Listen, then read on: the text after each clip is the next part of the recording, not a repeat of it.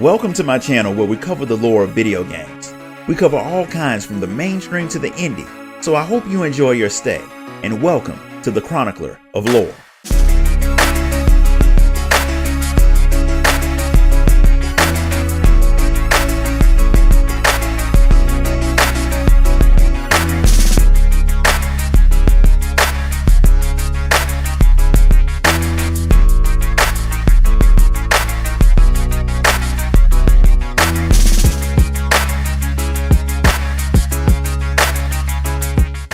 From the moment time began, the armies of heaven and hell have been fighting. The war caught the attention of a being known as the Charred Council, whose primary goal was keeping things balanced. It believed that any group or individual running around with unchecked power would be a threat to the order of the universe itself, and it would do whatever it took to keep the universe moving in the proper direction. Eventually, the council made heaven and hell both agree to obey its laws, mainly because the council had some people who they could send out to deal with anyone who upset the balance. Those people were the four horsemen: war, fury, strife, and death. Just by their names alone, it would be safe to say that nobody wanted any of them to be sent after them, especially not all four of them at once, so everybody started to act right. Out of the chaos of the fighting between angel and demon, humans started to appear, and even though they were weak compared to the other races, the council said that they would be extremely important to the balance. So the third kingdom, the kingdom of man, was formed. The council made heaven and hell form a pact that was bound by 7 seals. Those seals would keep the battle between the kingdoms from starting back up until the humans had enough time to get strong enough to compete. Then the seals would finally be broken, and the 3 kingdoms would fight to determine who would lead the world into the future. Apparently, that battle's about to start right now. Angels and demons crash down on the earth and start wrecking things, and in comes the horseman War to start doing his thing, which is waging war. Something's clearly wrong though, because for starters, he's the only horseman that answered the call of the seals being broken, and something keeps sapping his powers. Not to mention the fact that the humans clearly weren't ready for this fight, since the only thing they're able to do is run away and die. After cutting through hordes of angels and demons both, War comes across Abaddon, the commander of the angel army, and he's shocked to see that War's even there. He claims that the final seal was never broken, so none of the horsemen were even supposed to be there at all. But that can't be the case because War is positive that he heard the call, otherwise he never would have gone to Earth. Abaddon doesn't get to explain anything because Straga, one of Hell's top-ranking demons, kills the angel right in front of Uriel, his number 2. For some reason, she blames War for the entire battle, since him being there while the seals are intact means he went rogue and broke their truce, which would have caused the final war of the kingdoms to start early. War knows that he didn't do anything but his job, but he can't take the time to figure anything out because Straga attacks him. With his powers constantly fading, the horseman can't beat the demon, and Straga beats the crap out of him.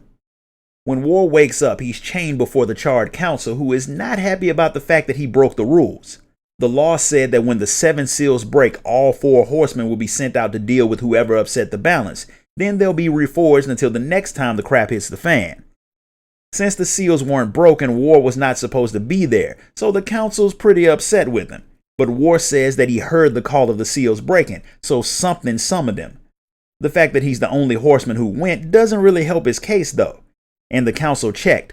All of the seals are still intact, so it just looks like War helped the demons invade Earth and wipe out the humans. That's clearly not true since heaven and hell were already fighting when he got there, and Abaddon knew something wasn't right. But whatever he knew died with him, so it'll be kind of hard for a dead man to provide evidence that War didn't cause the end of the world. War did fight the demons and lose, but the council figures that the destroyer had just threw him out once he didn't need him anymore. Either way, they plan on punishing War for breaking the law. He feels that he deserves a chance to clear his name and punish the person who set him up though.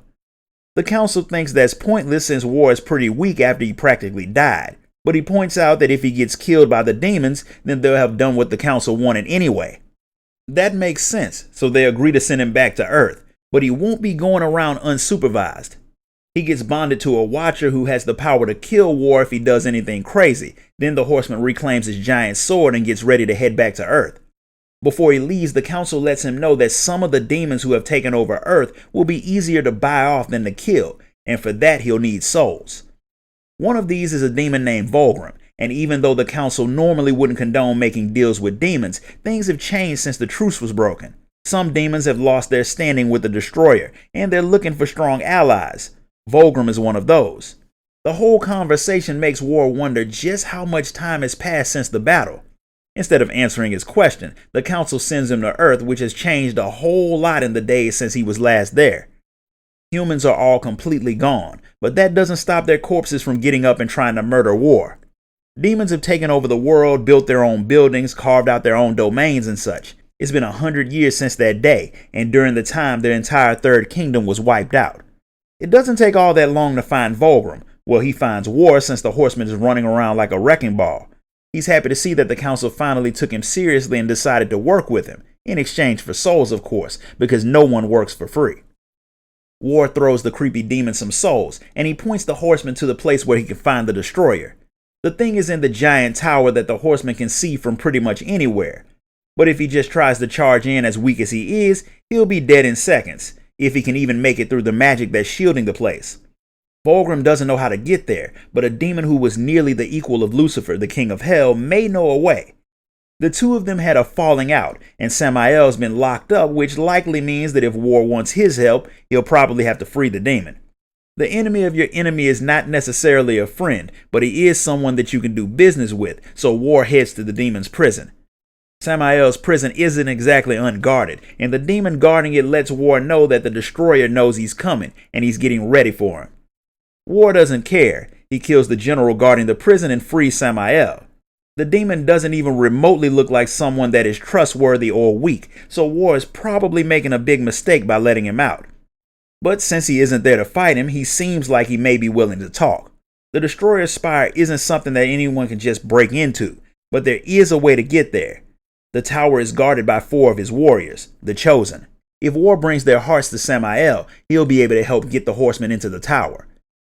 He has his own reasons for helping him, and he's not going to explain them. The first Chosen is Tiamat, the Bat Queen, and she's made her home in the Twilight Citadel. Her area can't be reached on land, so War will have to find a way to get there.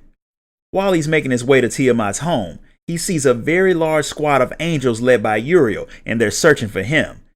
Since she thinks he's responsible for Abaddon's death, she wants him dead.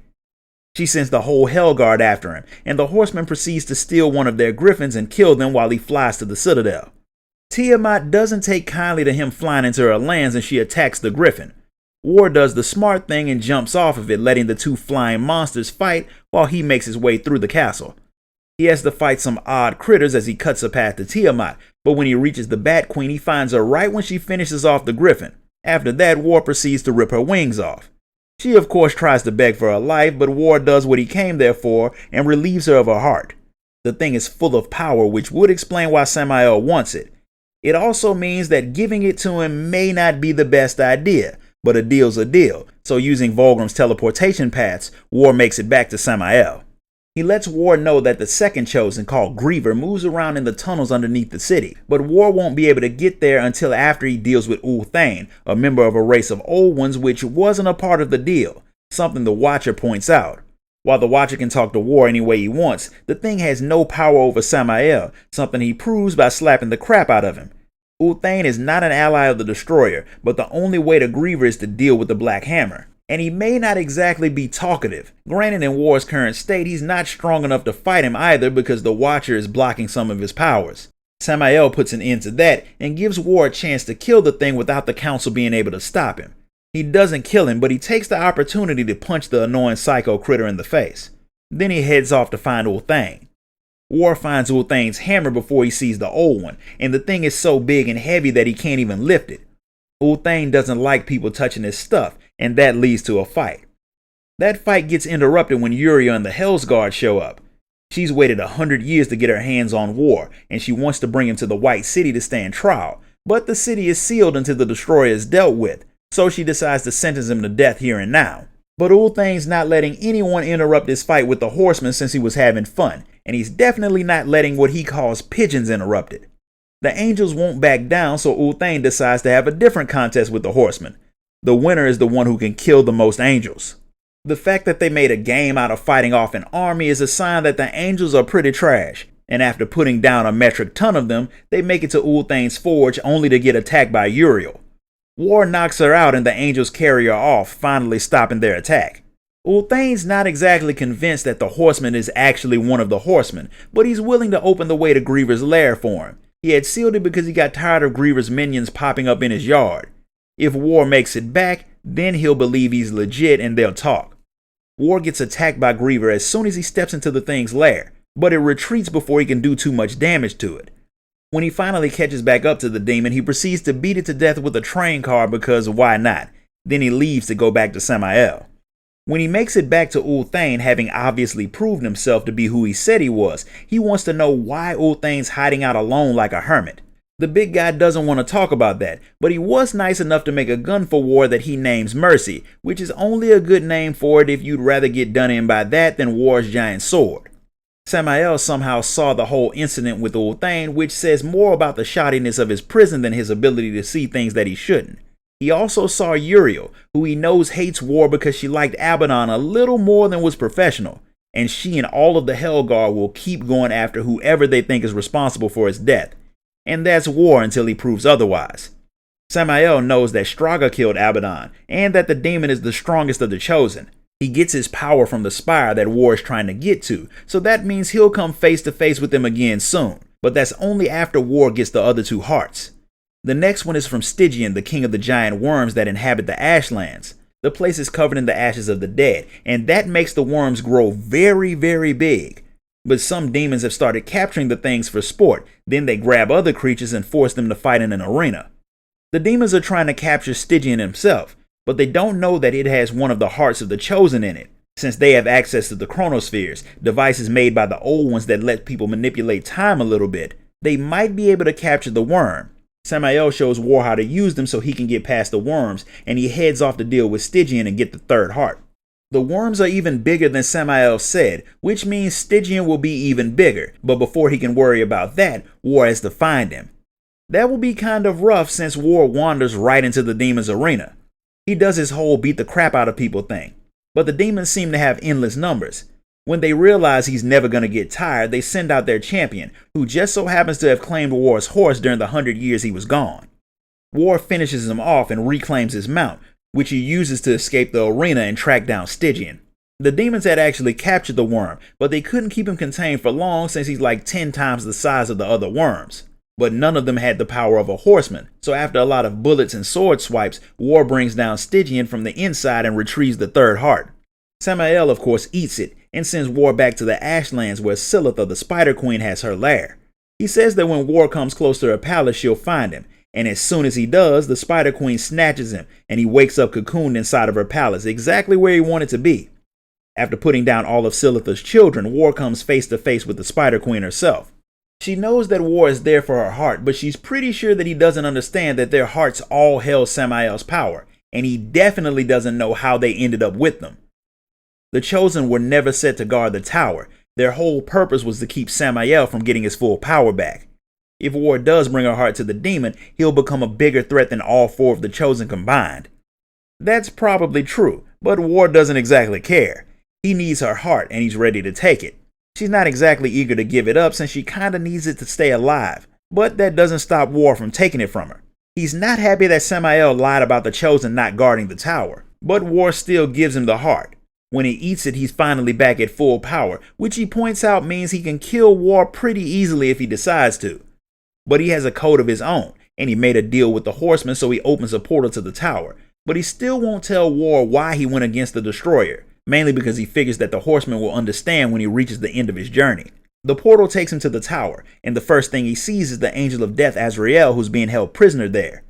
When he realizes that War is not there to kill him, he decides to get the horseman's help. The tower is linked to the Well of Souls, which is what the destroyer is drawing his power from. The thing is full of millions of souls, all corrupted and being used to power the destroyer's army. Azrael is the keeper of the well, and since the destroyer wanted it, he sent Straga after him. Just like he beat War, he beat Azrael and forced him to give access to the well. If War frees him, it'll let him cut off their link to the well. Then he'll show War where Straga is so he can finally finish him off. After going through what were the most annoying puzzles in the game and fighting some equally annoying enemies, War breaks Azrael free, and he finds out some very interesting information. Azrael knows exactly why the war started early and why the humans were wiped out. Something wasn't right in the universe, and a few people actually saw it, but the Charred Council ignored it, so Abaddon wanted to do something about it. But just attacking the Dark Kingdom outright would have violated the treaty, so he couldn't do that. Eventually, Abaddon thought that the evil that was being allowed to fester because of the Council's rules would destroy heaven, and even though the Creator himself saw the Council's treaty as the best way to keep balance, Abaddon thought he was wrong. So he figured that once the seals were broken, Hell would send out his chosen to prepare for battle. Abaddon wanted to use that moment to wipe them all out at once. The problem was that the humans weren't nearly ready for that type of battle, and they would definitely be wiped out if the war started. But Abaddon was confident that they could wipe out the chosen before the war ever began. Azrael warned him that even if they win the war, the council would come after them for breaking the covenant. But if the seals were all whole by the time the council showed up, Abaddon would be able to blame the demons for starting the war early and breaking the pact since they'll have showed up first. And since the demons aren't exactly trustworthy, the council would believe the angels over them. So they'll break the seals, reforge them, kill the chosen, and blame it all on the demons.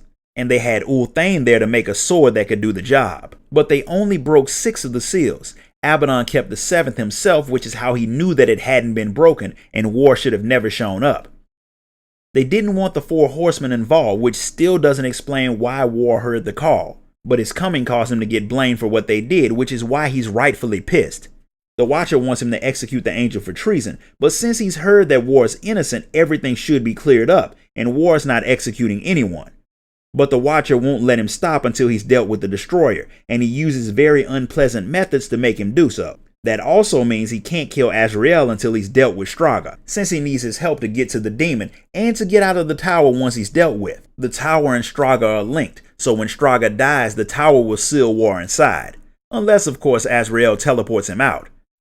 So after going through a lot of crap, War finally gets to face Straga again, and he makes sure that the demon won't get up this time.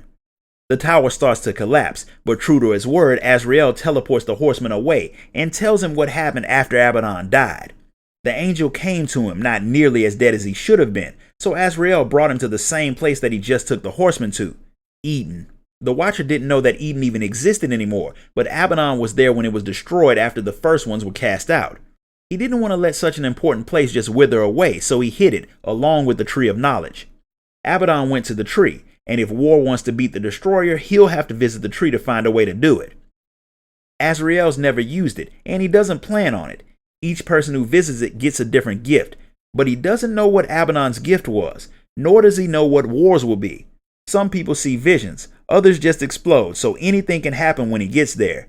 Either way, it'll be interesting. The way to the tree isn't open to creatures of darkness, so War has to purge the darkness from within himself before he can move forward. Once he's done it, the path opens, but the Watcher can't go with him since the place will kill him if he tries, so War heads to the tree alone. It shows him what really happened to Abaddon.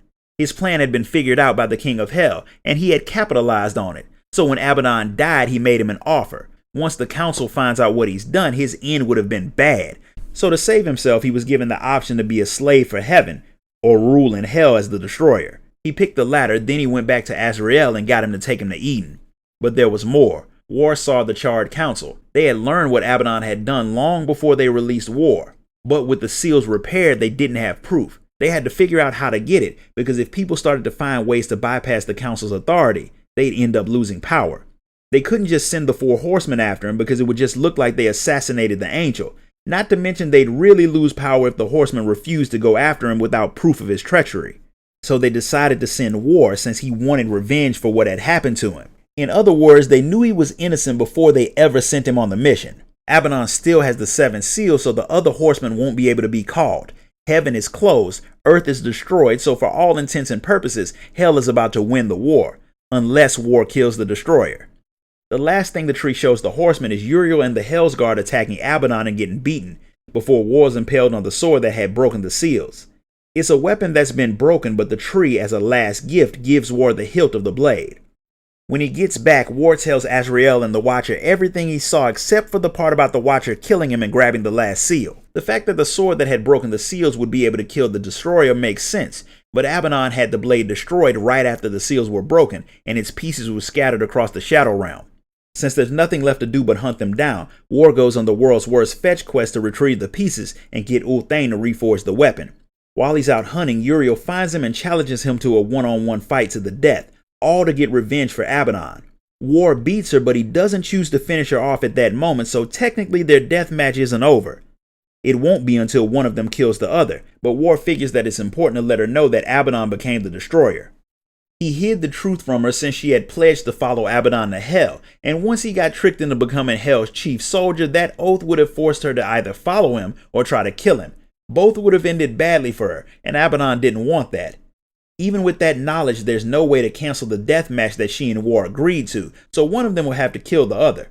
But that'll have to wait, because she heads off to gather her troops and attack Abaddon, while Uthane reforges the Armageddon blade. With the weapon restored, Azrael sends War to where Uriel is fighting, and he gets there in time to see the destroyer holding her limp body. The destroyer doesn't really have any real memories of even being Abaddon, so he had no feelings for Uriel. He does offer War a chance to join him since the council used him, and both heaven and hell are hunting for him. But unlike Abaddon, War is perfectly fine with being hunted by everyone if it means restoring the balance, and he gets to work fighting the destroyer. With the Armageddon blade, War is able to bring down Abaddon and reclaim the final seal, but as soon as he gets it, the Watcher attacks him. The council had never planned on letting War roam free once his mission was complete, especially since him knowing that they used him to break their own rules would likely have him come after them. But the only way they could lock him away again is if the seventh seal isn't broken, so the Watcher takes it. However, what the Watcher hadn't counted on was Uriel. She takes the Armageddon blade and stabs War in the back with it, fulfilling the death oath that she had given to him. Then she uses the sword to break the seventh seal. That unbinds War's powers, and he finally gets to do what he wanted to do for quite a while, and that's kill the Watcher. Uriel realizes that War knew what was going to happen there, which is why he hadn't killed her. But even though he needed her to free him from the Watcher, his main goal in keeping her alive was that he didn't want Heaven to lose a champion who was so devoted to protecting the balance. She respects him for that, but with what War has done by killing the Watcher and setting himself up to go against the Council, she may end up having to fight him in the future. In other words, the demons, angels, and the Council will all be after him. He's about to be fighting a war against everyone, but he won't be doing it alone. The last seal was finally broken, which means the other three horsemen are on their way, and things are about to get very, very interesting. This concludes the story of Darksiders. If you enjoyed this video, be sure to like, comment, share, subscribe, donate if you can, and I'll see you all in the next one.